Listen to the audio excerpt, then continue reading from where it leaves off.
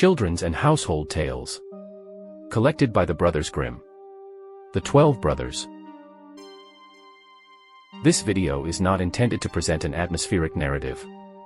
Rather, it is created for those who seek to read the original stories as they were published in 1812, faithfully translated from German. An interpretation is provided at the end for deeper insight. Once upon a time, there was a king who had 12 children, all of them boys. He did not want a daughter and said to the queen, "If the 13th child you bear is a girl, then I shall have the 12 others unalived.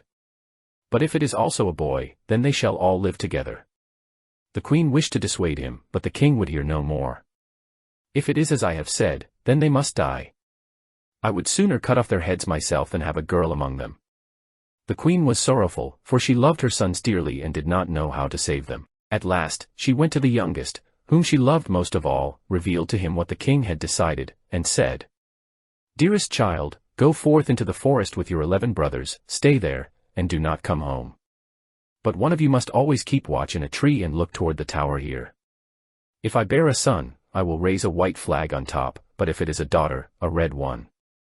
If you see the red flag, then save yourselves and flee far into the world, and may dear God protect you. Every night I shall rise and pray for you, that in winter you do not freeze and always have a warm fire, and that in summer you may rest and sleep in a cool forest." Then she blessed the children, and they went into the forest. They often looked toward the tower, and one always had to keep watch from a tall oak tree. Before long, a flag was raised, but it was not white, it was the red blood flag, which meant their doom. When the boys saw it, they all became enraged and cried out, "Shall we lose our lives for the sake of a girl?" So they swore an oath to stay deep in the forest and to unalive any girl who came near without mercy. They sought a cave in the darkest part of the woods, where they made their home. Every morning, 11 of them went out hunting, while one stayed behind to cook and keep the household. Any girl who crossed their path was lost, for they spared no one. This went on for many years. Meanwhile, the little sister at home grew up and remained the only child. One day, she was washing clothes, and among them were 12 men's shirts. "Whose shirts are these?" she asked. "They are much too small for my father."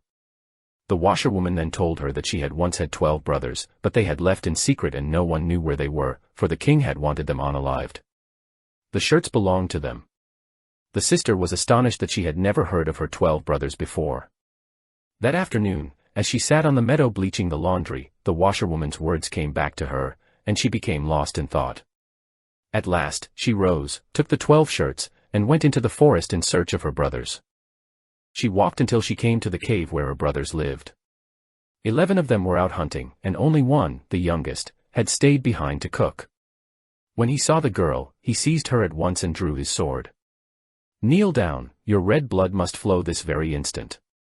But the girl begged him, "Dear Lord, let me live.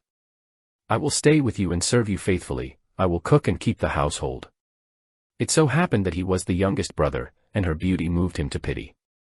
So he spared her life. When the 11 returned home, they were astonished to find a living girl in the cave. The youngest said, "Dear brothers, this girl came to the cave, and when I was about to cut her down, she begged so earnestly for her life.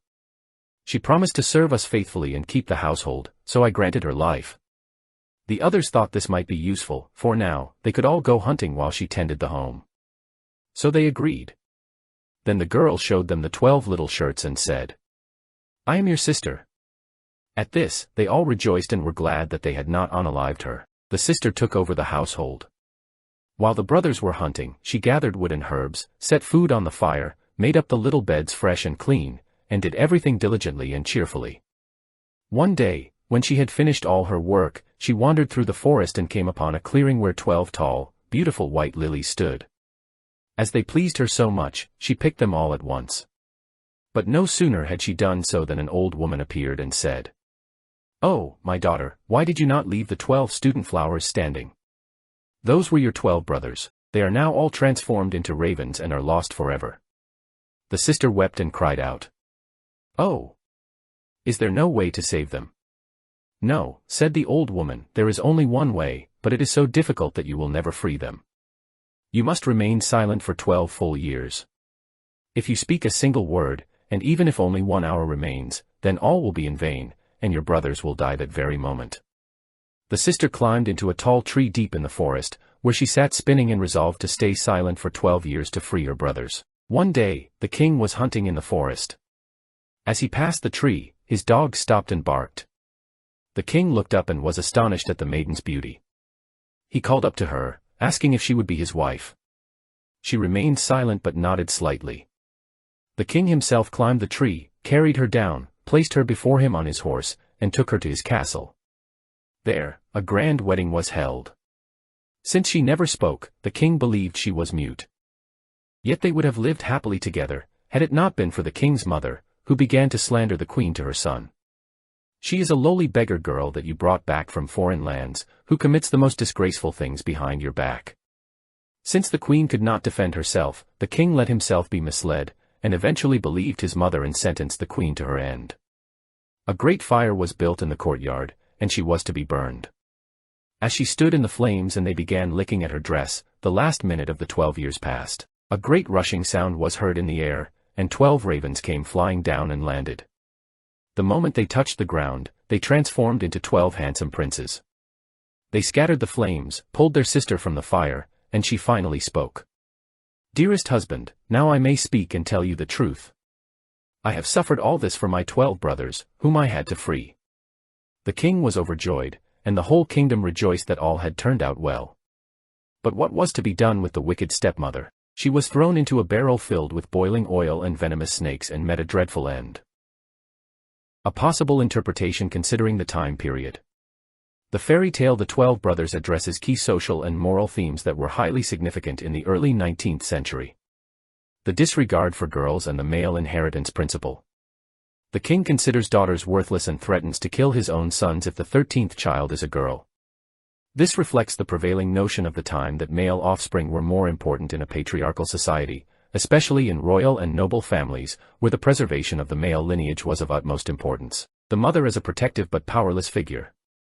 Although the queen loves her children, she has no power to influence the king's decision directly. She can only devise a secret plan to save her sons. This demonstrates the limited agency of women in a male-dominated society, where they often had to rely on indirect means to exert influence. The brother-sister bond. The brothers feel betrayed by their father and swear to kill any girl they encounter, as they see her as the cause of their misfortune. However, their own sister, who unknowingly becomes the target of their hatred, proves her unwavering loyalty to them. This highlights the idea of blood ties as the strongest bond, capable of overcoming prejudice and the desire for revenge. The woman as a suffering redeemer. The girl takes on a years-long vow of silence to save her brothers. This self-sacrifice reflects the idealized image of women at the time. Patience, humility, and selflessness were regarded as the highest virtues of a woman. Her suffering is not in vain, but she is only rewarded after enduring great hardship. The false accusation and the motif of the innocent persecuted. The wicked mother-in-law slanders the princess, who is unable to defend herself. This follows a classic motif. Women, particularly silent or speechless women, are especially vulnerable to false accusations. The fact that the king does not believe her and sentences her to her end illustrates the powerlessness of women against social and familial intrigues at that time. Divine or supernatural justice prevails. At the very last moment, when the 12 years have passed, the princess is saved. This underscores the idea that patience and suffering are ultimately rewarded, while evil deeds, such as those of the mother-in-law, are harshly punished. Conclusion. The fairy tale conveys a classic message about self-sacrifice, feminine virtue, and divine justice. The sister takes on the challenge of saving her brothers despite severe trials. In doing so, she becomes the ideal woman of her time, diligent, patient, obedient, and beautiful. The story also reflects male dominance and the dangers that women faced if they did not conform to traditional roles. At the same time, the fairy tale demonstrates that justice ultimately triumphs. What do you think? Was this just a bedtime story, or does it hide a deeper meaning? Do you have your own interpretation? Share your thoughts in the comments, I'd love to hear them. If you enjoyed this, consider subscribing for more stories and discussions. And if you have any constructive feedback, let me know, I'm always looking to improve.